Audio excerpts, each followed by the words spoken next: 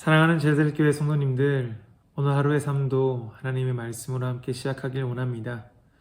오늘 함께 살펴볼 하나님의 말씀은 욥기 14장 13절에서 22절 말씀입니다.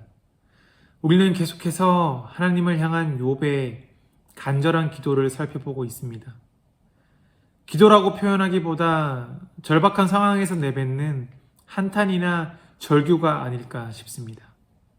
그는 더 이상 살 힘조차 없으며 살 의욕도 없는 처지였고, 그 상황 가운데 하나님께 회복을 바랐지만 하나님이 주시는 아무런 반응도 느끼지 못하고 있는 상태였습니다. 이러한 상황 가운데 어떤 소망을 발견하기란, 어떤 희망을 찾기란 여간 쉽지 않은 상태라는 것을 우리는 알 수 있습니다. 욥은 자신이 나무보다 못한 인생이라고 말하며 물이 말라 사라지듯 자신도 사라질 것이라 한탄하고 있습니다. 아이가 아버지에게 떼를 쓰는 것도 한두 번이지, 아버지가 아무런 미동도 없으면 언제까지 떼를 쓰고만 있을 수는 없는 노릇 아니겠습니까? 욥이 지금 처한 상황이 그렇지 않을까 생각을 해보게 됩니다. 이러한 상황 속에서 욥의 기도는 오늘 본문 말씀에 계속 이어지고 있습니다.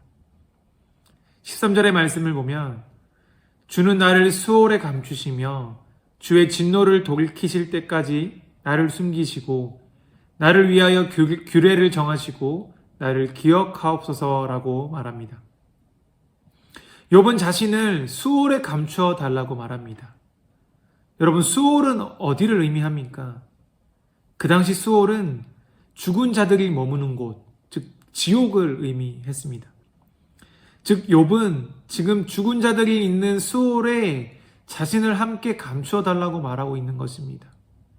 그리고 주의 분노가 그칠 때까지 나를 숨겨주시고 시간을 정하시고 다시 자신을 기억해 달라고 말하고 있는 것입니다. 이어지는 14절과 15절 말씀에 그는 장정이라도 죽으면 어찌 다시 살리이까? 나는 나의 모든 고난의 날 동안을 참으면서 풀려나기를 기다리겠나이다. 주께서는 나를 부르시겠고 나는 대답하겠나이다. 주께서는 주의 손으로 지으실 것을 기다리시겠나이다 라고 고백하고 있습니다. 욥은 장정이 죽으면 어찌 다시 살리이까 질문하면서 두 번에 걸쳐 기다리겠다고 스스로 대답을 합니다. 지금 기록된 13절부터 15절에 기록된 하나님을 향한 욥의 질문과 대답에는 부활에 대한 신비가 숨어 있습니다. 욥의 말 속에 의도적으로 죽음 뒤에 생의 가능성을 그가 바라고 있음이 드러나 있기 때문입니다.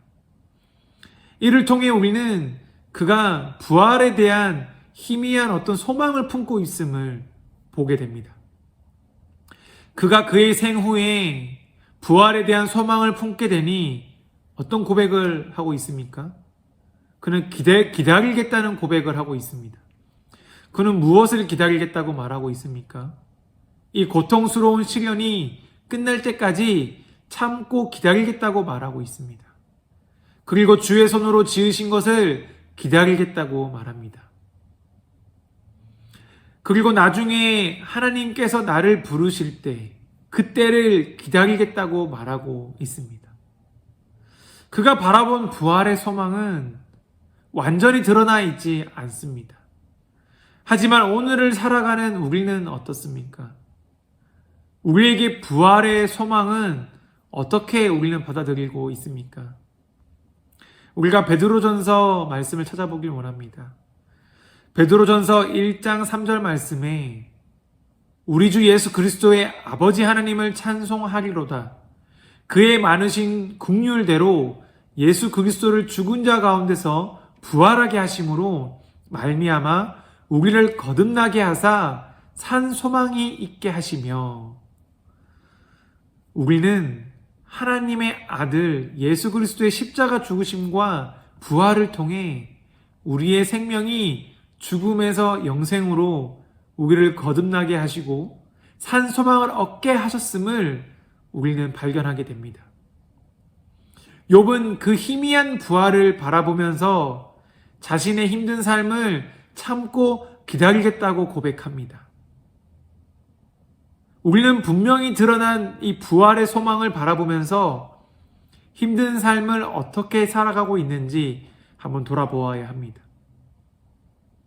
아직도 하나님을 향해 불평만 하고 비난하며 나 자신이 원하는 것을 빨리 이루어 달라고 요구만 하고 있지는 않은지 우리는 한번 나 자신을 되돌아보아야 합니다.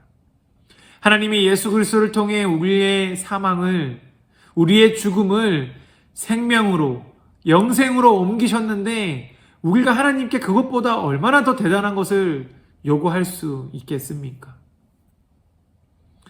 우리는 오늘 하루 숨 쉴 수 있는 것에, 오늘 하루 눈을 뜰 수 있음에, 말씀 듣는 자리로 지금 나아올 수 있음에 그저 하루를 하나님을 느끼게 하시고 경험하게 하시고 이런 것만으로도 우리 안에 감사할 제목이 얼마나 많은지 우리는 한번 생각해 보아야 합니다.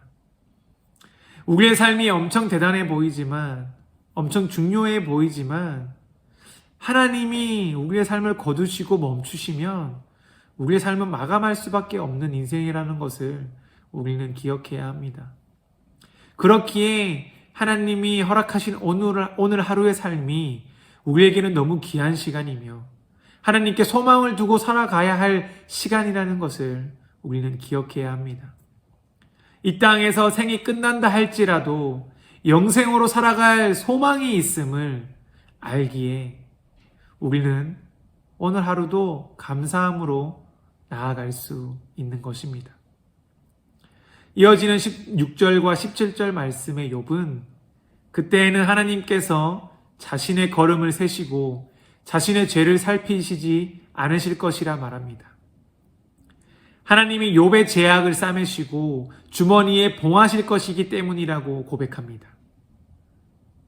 욥이 바라는 그때는 바로 하나님이 욥을 회복하시고 욥과 하나님이 교제하실 그때를 의미하고 있습니다.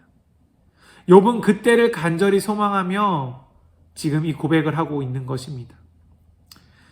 하지만 여전히 욥은 지금 자신의 처지가 너무나 고달픈 것은 그의 삶에 사실로 작용하고 있습니다.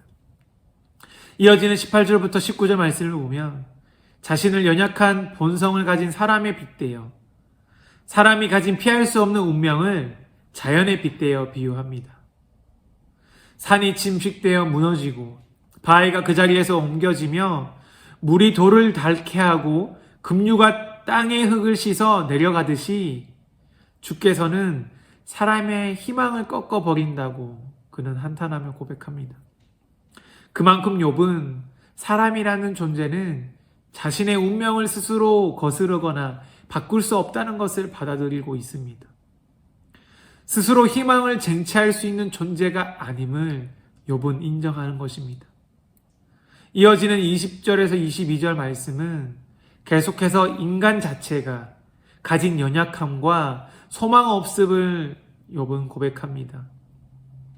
이렇게 욥은 자기의 대화의 마지막을 죽음에 대한 통곡으로 결론을 짓습니다. 오늘 본문 말씀을 통해서 욥은 그가 희미하게나마 부활의 소망을 보기 시작했음을 알 수 있습니다. 그 소망을 통해 자신의 태도가 변화되기 시작했지만 그렇지만 여전히 마주한 현실은 고통과 좌절이 여전한 삶이었습니다. 앞서 말했듯이 우리의 삶도 여전히 힘들 수 있고 여전히 고통과 좌절을 경험할 수도 있습니다. 욥이 인정하고 있는 것처럼 사람은 연약하고 스스로 희망이 없는 존재이기 때문에 어찌 보면 그러한 고통이 당연할 수도 있을 것 같습니다. 인간 스스로 생명의 끝은, 즉 죽음은 사망인 것도 당연한 인간의 연약한 모습입니다. 하지만 우리에게 우리의 죽음을 생명으로, 영생으로, 부활로 인도하시는 예수 그리스도가 우리 안에 산 소망으로 계시다면 우리의 인생은 완전히 달라지게 될 것입니다.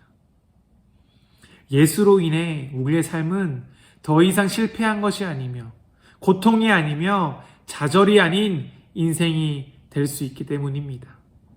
그 온전한 부활의 소망이 우리를 영원한 삶으로, 하나님과 동행하는 삶으로 인도하시기 때문입니다.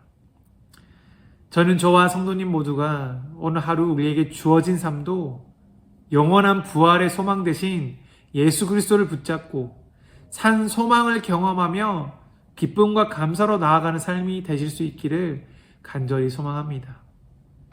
우리 안의 현실이 비록 버겁더라도 결국에 우리를 영생의 삶으로 이끄시는 주님만 의지하며 주어진 오늘의 삶도 주님이 주시는 승리를 선포하며 살아가는 저와 성도님들 되실 수 있기를 간절히 소망하고 축복합니다.